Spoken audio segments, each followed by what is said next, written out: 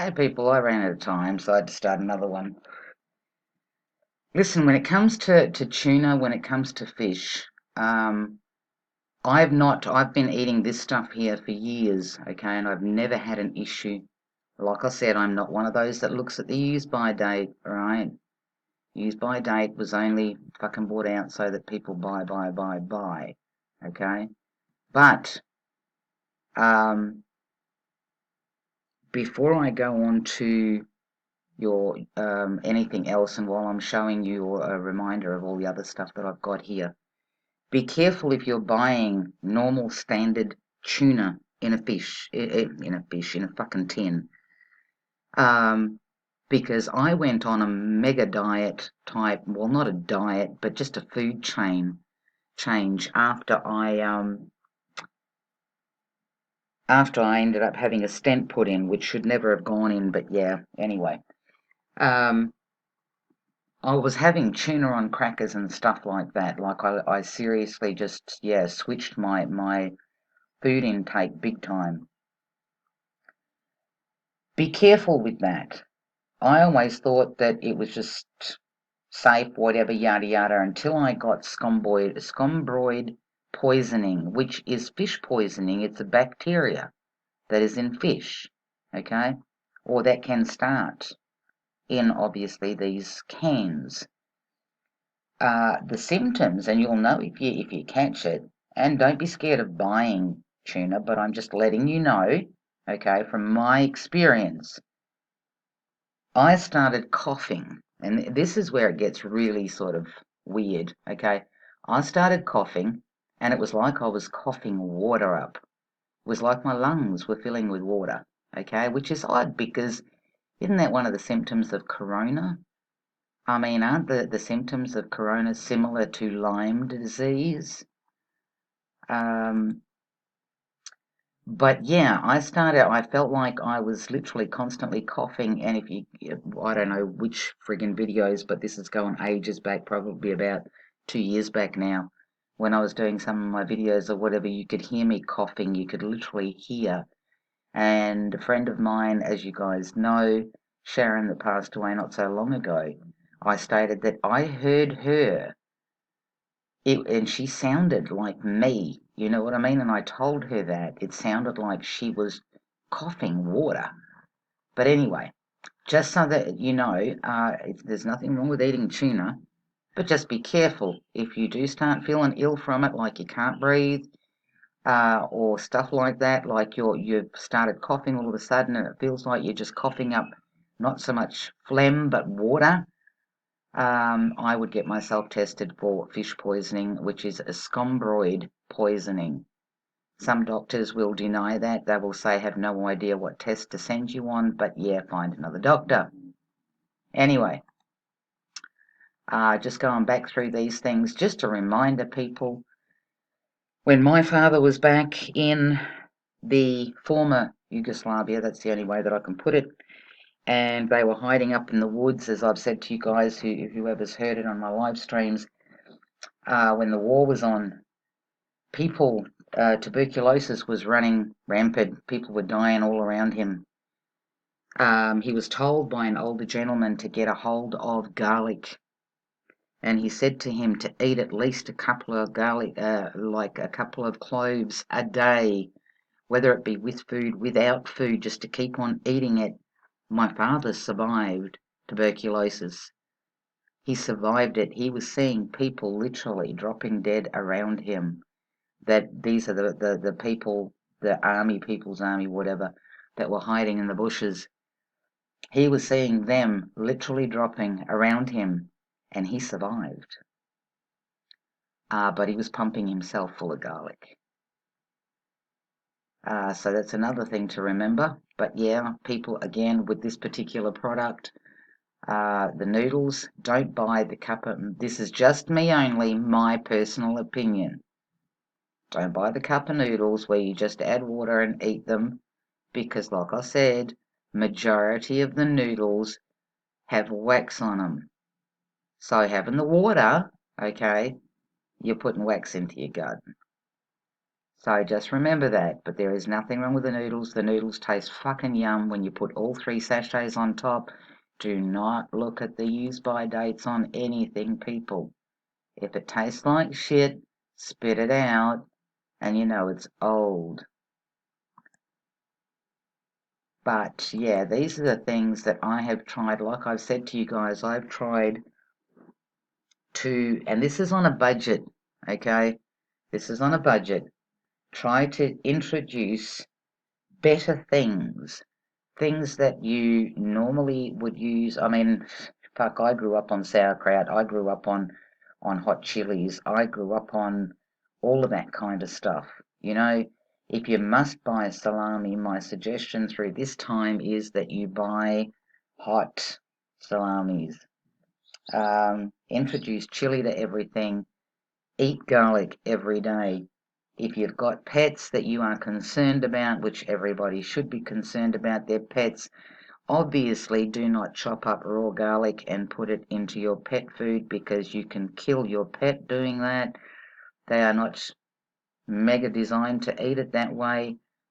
What I used to do is if I made a stew, which obviously I put garlic into, the garlic goes into my stew, and then I share my stew with my pet.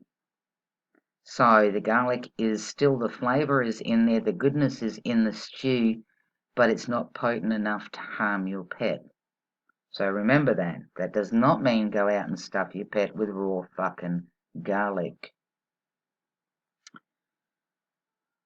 I think that's probably about it, but I thought, oh yeah, and I'll bring up again Manuka honey. If anybody is having issues with, if anybody's having issues with staph, if anybody's having issues with Pseudomonas, if anybody's having issues with Helicobacter pylori, invest in some Manuka honey. As I've said before, it's a New Zealand thing. Yes, you can buy it anywhere, but don't. On my suggestion to you is don't buy. If you're suffering with one of those things, don't get anything under 18 plus. The numbers do go higher. It comes in a red and black box. It's Comvit or Comvita. It has on there that it's New Zealand. It should have on there that it's certified, even though in pictures I don't think you can see the little black thing. It might be on the back of the bottle, but if it's not, it doesn't matter because that is the one that I purchased, so I know that that is the real McCoy. Because that stuff you can either have it with a spoonful in the morning, spoonful at night when you first start. Do not put it on a metal spoon. Don't put it on toast. Don't put it in your fucking tea. None of that kind of shit. You literally just put it on a plastic spoon, stick it in your mouth, swallow it, suck it, whatever, however you get it down. And after the first month, then drop back to 1 spoon a day and keep at it. Okay, my suggestion is that you buy it in bulk. It's not altogether cheap, but if you look how much you spend on medication and Lord knows what else, then it works out relatively cheap considering it's organic honey. Okay, so look at it that way. Don't look at the fact that one jar might be 70, 80, 90 bucks worth, 100 and something, whatever bucks worth. You can find them for cheaper on eBay. Also, too, if you get in touch with the owner via email and say, I want to buy in bulk, they will drop the price down for you. How do I know all of this? Because I've done it, I've tested it, I've tried it. Is it going to work for you? Obviously, again, I have to say everybody is different. Did it work for my bro because he had staph and I was trying to heal him? Yes, it did. Sadly, though, in his case, where he was just in an unhygienic motherfucking joint, and he recontacted the damn infection not so long ago. But I did have him healed, and he was okay for quite a long time, getting cuts, no infections, and that's the quickest way you can see if it works. If you get a cut and you've got staph in your system or whatever in your system, and usually it will get infected immediately. You know what I mean? But if you're on the honey and your cuts aren't getting infected, and obviously you just have to take care, it's common sense, take care of your cut, wash it, yada yada, put some betadine on it or whatever. But yeah, that's the way to tell. You know, if your shit ain't getting infected immediately, then you're pretty much good to go.